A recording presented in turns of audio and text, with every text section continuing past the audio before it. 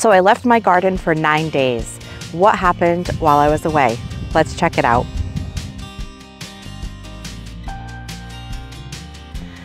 Well, we left our garden and went on vacation, something we hadn't done in about 3 years. But in the fall, when I was planning this trip, I wasn't thinking ahead to July being peak gardening season. So leading up to this trip, I had a little bit of anxiety about leaving my garden during the height of the summer. Would things get properly watered? How would I manage with the spraying for bunnies? Well, I'm happy to report that I was able to get those situations under control and things mostly did well. I mean, the audacity of my garden to really flourish while I was away and not need me at all. Luckily for us, there was a couple of days where we had some showers, at least 2 occasions that I can recall checking back home and knowing that there was rain. And I also had a friend who I was able to ask to come over and spray for me, you know, if she could, when we got some rain, to make sure that some of my plants would be protected against the bunny explosion that we've had this year.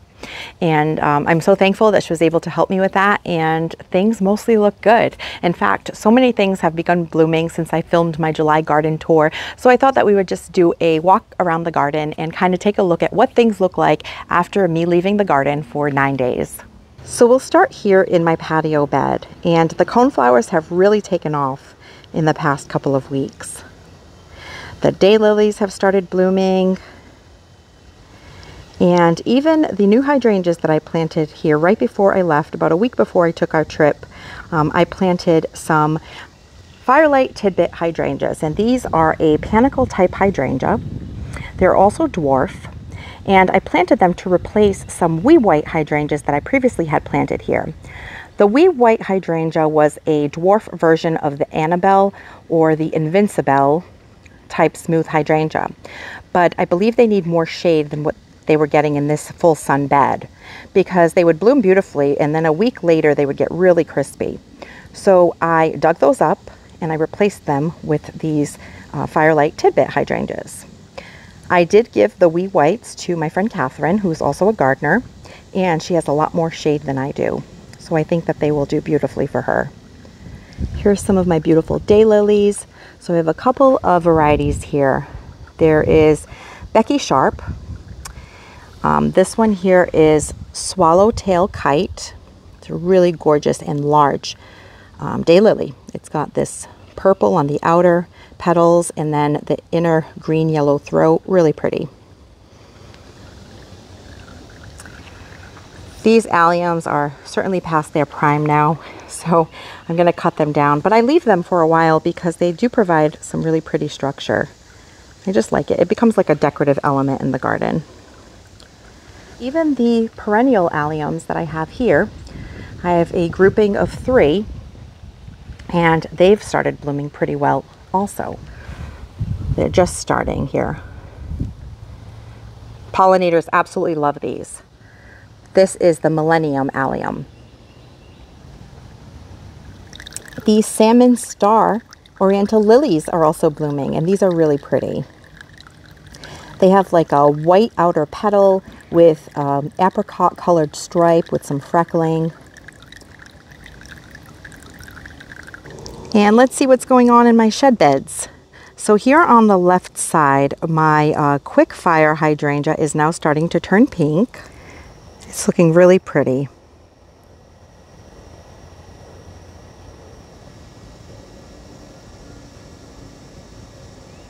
And thankfully for the spraying, I now have some anemone buds. The bunnies had taken out a few of these on me. See right there? And so I started to get really good about spraying them, and luckily I have some. So I have to keep after these if I want to see them bloom, because it seems that they like to snack on them. This Verbaskum here is kind of amazing. Even though it looks like it's gone to seed now, I'm going to let it drop seeds because it's really beautiful. And it's provided some sporadic blooming all through the spring, and now we're in summer. Look how pretty that is. It's called Coral Charm Verbaskum. It's really pretty. Has some thick foliage at the base of the plant, and then it sends up these spikes with some blooms. The Perfect Storm Hardy Hibiscus has really filled out now, and it has a bunch of buds. This is another one that I have to be careful about deer because they do like to eat the buds on these. And I had some Verbena bonariensis growing in my containers last year, and this is a plant that will heavily self-seed, but the seedlings are really easy to pull up. But because I think they're really pretty and pollinators love them, I just kind of let them go. So I have some here that are actually growing right through the hardy hibiscus, and I have some more right behind them, right behind the plant as well. So right here is a few more. And this bed is a little bit weedy at the moment, needs a little bit of maintenance, but I'm happy to see that these Verbena are doing okay. And it's funny because deer did chomp on these, but now they pretty much just pinched them for me, so they're starting to bloom at this point. I'll get in here this week and try to do some weeding and some mulching and get things back in shape. The containers that I have with some Mandevilla and some cordyline in the center and some creeping Jenny have also really filled out and have been blooming really well.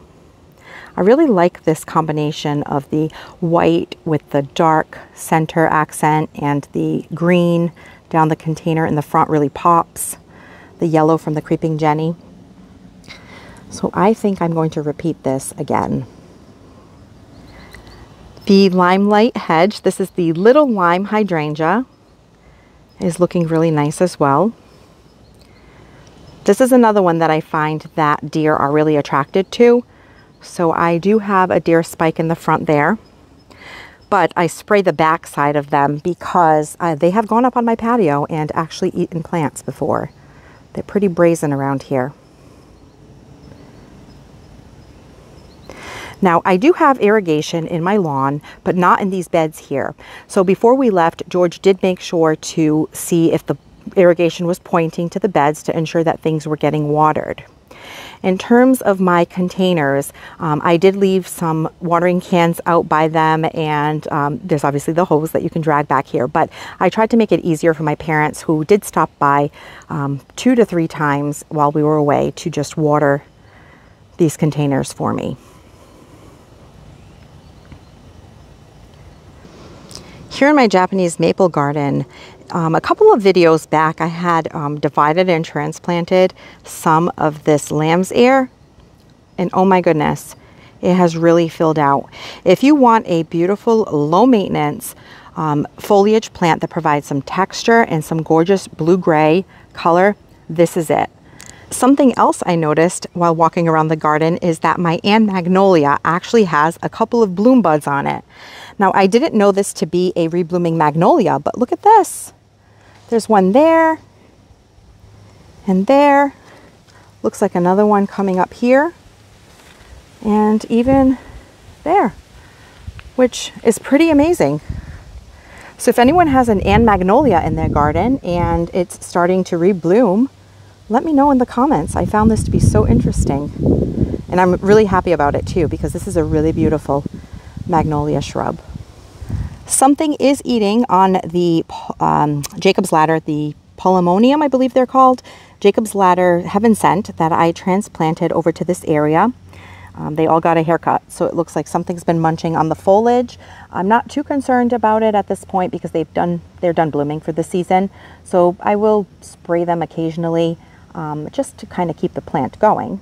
But I will know that next spring I will have to spray these if I want to prevent anything from eating them. So that is good to know. The lawn is also looking pretty good, which is surprising because it starts to get pretty crispy in the summertime. But because we've had a good amount of rain, thankfully this year, it's greened up pretty nicely, which George is pretty happy about. A few more of my annual planters that I had grouped in this corner here so that they could get hit by the irrigation from the lawn are looking okay, but the stuff that I had trailing at the bottom of them did get pretty crispy. So I'm going to go ahead and clean these up. So these are my canna lilies that I started from bare root bulbs and my elephant ears. The plants that I had started from seed to kind of trail at the bottom was some of this nasturtium, and you can see that it's seen better days. But in general, nasturtium prefers cooler temperatures and a little bit of shade. So because these were in full sun most of the day and they probably didn't get as much water as they would have liked, they crisped up on me. But that's okay. I'm just going to pull these out and just leave the canna lilies in here for the rest of the season. They've started blooming. This one here needs some deadheading. So I'll be sure to take care of that shortly. But the elephant ear also looks pretty good. Just a few older leaves that need to be cleaned up. And the coleus I turned inward so that it would get more shaded. And that part is doing well. There's also some alyssum that I started from seed that probably could use a little bit of deadheading. I usually shear the alyssum back halfway through the season because just like petunias, they have a tendency to get leggy. You can kind of see that here. So if you cut them back, they will bush out and flush out with a new bunch of blooms. But the elephant ear is still looking pretty good, and the coleus. Also with coleus, in case you didn't know, if you go ahead and you pinch out these blooms here, you'll keep the plant blooming longer instead of it going to seed. So anytime that you see it sending up these little bit of bloom stalks, just go in here and sort of pinch them right out. And then the plant will continue to produce foliage and get bigger. This caladium that I also started from some corms is looking awesome. This is the only corner that I have some shade on my patio. Like right now it gets morning sun, but then it gets afternoon shade. And it's happy. It looks really beautiful. I'm going to also try to overwinter these in this pot to have them for next year because they're really pretty. So I hope they make it. Now here is something that didn't do well while I was away. This is my burgundy lace Japanese maple. I had purchased this at Tolan Farms in Connecticut a couple of months ago, and we had it in this pot waiting to get planted. And what happened was the pot was on our back patio near the shed, and because it has a large wingspan, the wind knocked it over. And when the wind knocked it over, it no longer got watered the couple of times that it rained, so it dried out really badly. Plus it was really hot, so all of the leaves crisped up. Now I did the scratch test on the bark and it's still green, so I know that the plant is alive. It just looks terrible right now. So I'm going to keep it here near my hose and in a corner that gets shaded to kind of let it recover.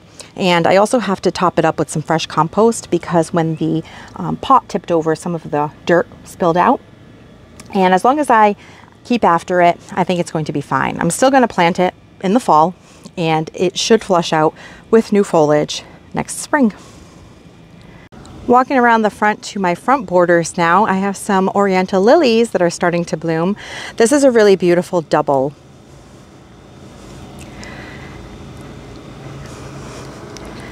And it's gotten really tall. If I had to guess, it's probably 6 feet or close to.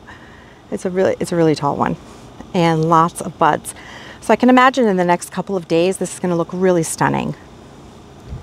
And some more Oriental Lilies in the front here. These are the Stargazers, also blooming.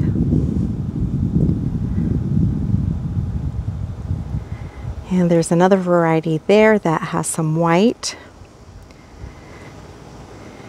And I thought that that plant there in the back was I thought it was larkspur. But it's not blooming and it's been quite a while. So now I think I just grew a really, really big weed that has ferny foliage like the larkspur. Now I did put some larkspur seeds in here last year and I thought that maybe they didn't bloom because they needed winter or cold stratification. So when I saw this pop up this year, I said, oh, well, there's a larkspur. Well, it turns out I might have just been stumped. I don't think that this is a larkspur at all. But look, it almost looks like a cool tree against that blue Colorado blue spruce. Yeah, I'll pull it out at some point. We'll just keep pretending it's a larkspur at the moment. But it's actually hiding a really cool plant that's right behind it that I'm going to go around and show you. It is the Blue Glow Globe Thistle. And I also have some pretty phlox that is blooming here. I don't know the variety of that one. It was one of the first phlox I had in my garden that was given to me by my sister-in-law. And my Echinacea purpurea also looks beautiful. These blooms are huge. I wish that you could see on camera the scale of them. Let me put one on my hand. Maybe that will help. It's larger than my hand. Look at that.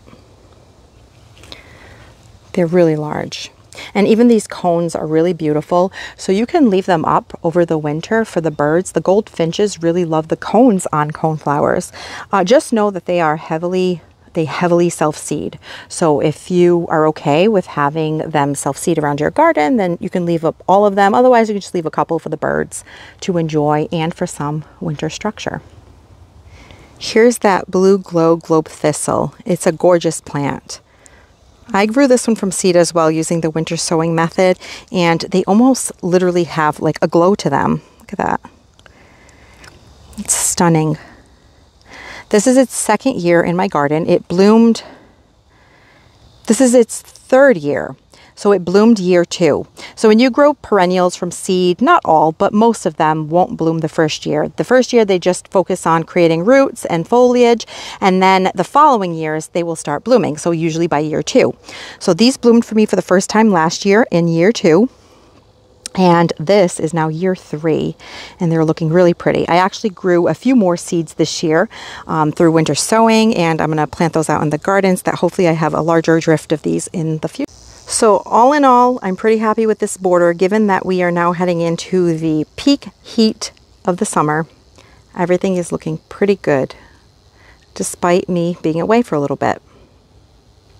Let's go check out the other borders and my front porch pots. Now here on my front porch, I decided to go with the pink Mandevilla because it's a bit more visible from the street. We're set pretty far back from the road, and I didn't think that the white would pop quite as well. And the pink is looking really pretty, and it has filled out quite a bit.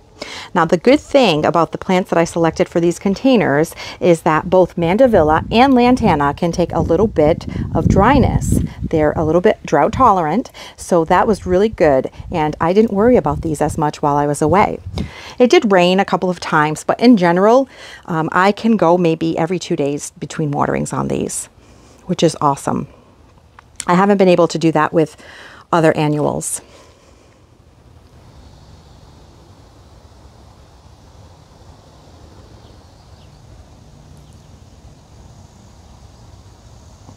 And here are my other front border beds. So this one here is a Luna White Hibiscus, and it always blooms for me usually end of July, beginning of August, and it is starting. Here is its first bloom. It's absolutely beautiful. These come in pink and in red and in a striped pink and white version as well. And I bought these in just a regular Lowe's container. So they were like a house brand plant, so no name. And it's just the Luna White variety, and they're really beautiful. It's all budded up. And I have found that I have Japanese beetles. I found a few around my plants this morning, and this is the type of damage that they're doing. Oh, time to get after them. To get rid of Japanese beetles, the best thing that I found is just to come out in the morning with a cup of soapy water and just kind of collect them in the cup. And you'll know that you have them because they skeletonize your leaves like this. The Amor purple salvia that I started from seed is also blooming now. And this is a shorter stature salvia, and it is an annual type salvia. With salvias, there are 2 types. There is the annual version that you grow from seed, and they just live this one season, and then when the frost comes, it's done. And then there's the perennial type, which I have planted right behind it, such as the May Night or the Cardana variety, that are perennial, and they will return for you year after year. Something else that I started from seed that is just starting to really pick up and bloom is the Gomphrina. So last year I had a beautiful drift across the front of this walkway of the atomic purple Gomphrina. I had bought the seeds from Baker Creek. And this year I'm trying a variety called Snow White, and here is one of the first blooms. So these will pick up and look much prettier as the season goes on. But the plants are looking really good. And the good thing about Gomphrina is that they are pretty drought tolerant after they start going. So I didn't worry about these at all while I was away. The couple of times that we got rain was just enough to keep them happy and growing. The daisies are now needing some deadheading. Some of the blooms are spent. And my roses are starting to get all full of buds for their second flush. It has a bunch of new foliage. All of this red foliage that you see is new growth and some new bloom buds. The candy corn Spirea looking absolutely beautiful. I deadheaded all of the blooms before I left, and now it's just a beautiful foliage plant.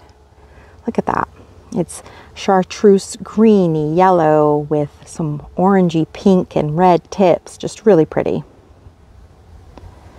And here in my retaining wall bed, I have also some self-seeded rudbeckia. Originally, I had a bunch of this rudbeckia planted all along the back of this border here. And then I didn't want the yellow in the front anymore, so I moved it to my pollinator bed. But as you can see, when they're happy in a spot, they want to keep coming back. So it's okay. I'm going to leave that one there for now. I think it's looking really pretty. But what I was really happy to notice when I came back was that these, let me see if I can get the name right, Zahara Double Raspberry Ripple Zinnia, they're a dwarf stature zinnia, are in full bloom. And these are so sweet. Look how cute they are. They're small, so they're only maybe 10 inches tall or so. And the blooms are also pretty petite, maybe 2 to 3 inches across, maybe 2 inches. And they have this really pretty striping effect. Look at that. So they start off pretty pink, and then they fade a little bit where you see more of the striping, and then they get to be like this color. So I'm really happy with the way that this little drift here turned out, and I would repeat this again.